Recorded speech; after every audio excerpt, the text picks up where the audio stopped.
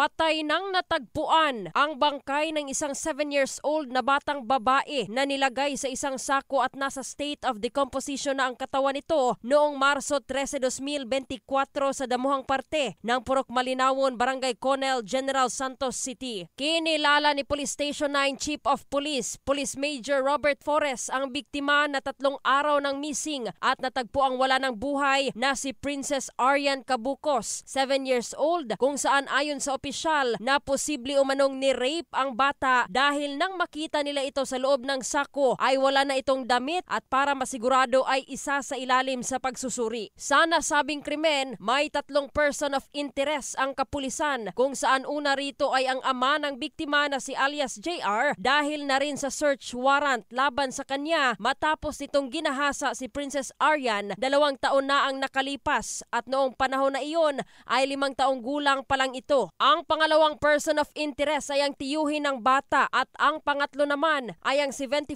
years old na biyudong lalaki kung saan ito ang tinutukan ng otoridad ngayon dahil nakita sa likuran ng bahay nito ang 2 damit na kulay pula at puti na may bahid ng dugo, gayon din ang isang kutsilyo at malapit din ito kung saan natagpuan ang bangkay ng biktima. Nabatid na si Princess Aryan ay lumaki at nakatira sa kanyang lola dahil ang kanyang ina ay nagtatrabaho sa Manila at ang kanyang ama naman ay nagtatago dahil sa kasong panggagahasa sa kanyang sariling anak. Ito si Brigada Jane Alido in the heart of changing lives sa 89.5 Brigada News FM Jensen, the Music and News Authority.